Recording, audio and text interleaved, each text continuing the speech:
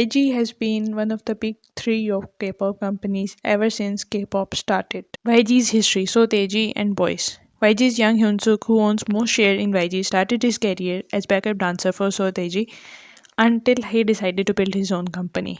His initial attempts were a failure, and YG failed to have any successful artists for a long time. Seven from YG made some moderate success, but the real game changer for YG was when Big Bang debuted. G Dragon was already a known trainee and was featured in previous projects of YG's other artists. Him and Taeyang were supposed to debut as a duet until they decided to debut as a group, as it was a trend that time.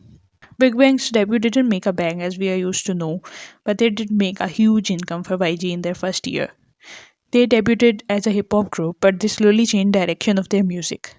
Their music turned into soulful, relatable music with a few hip hop bangers in between. All the members, especially G Dragon, were directly involved in producing and writing music for their group, which later became the signature of Big Bang. Their personas were also involved in their huge success. G Dragon was termed as celebrity of celebrities.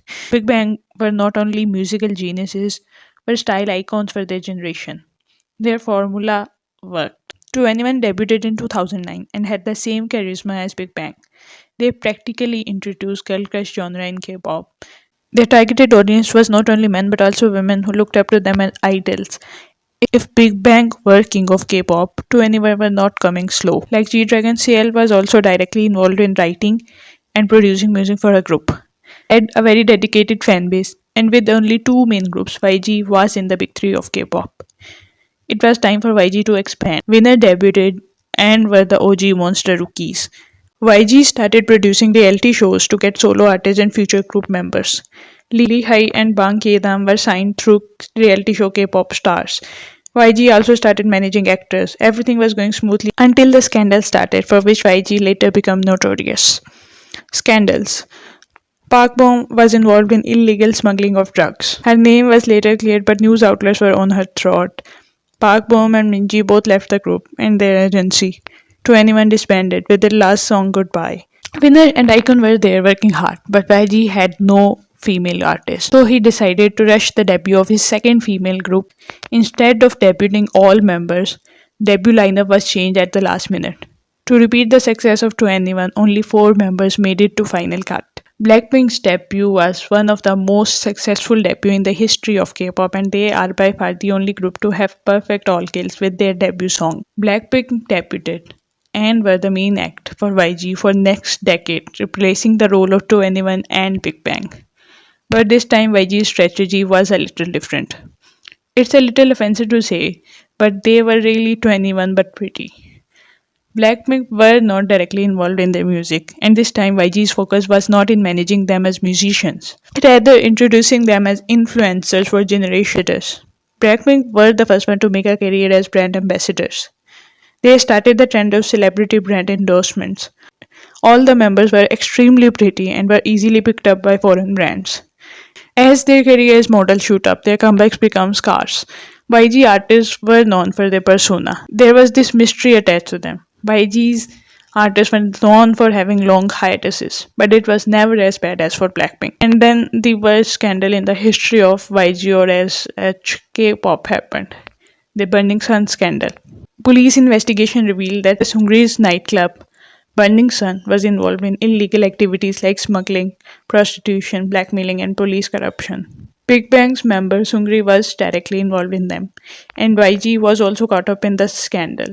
He barely evaded imprisonment. Seungri left Big Bang to face the charges, and the group went into longest hiatus of their career. YG had to leave his position as CEO. Blackpink was on hiatus. Winner members were on their military enlistments. iKON was barely making it even after their super hit Love Scenario.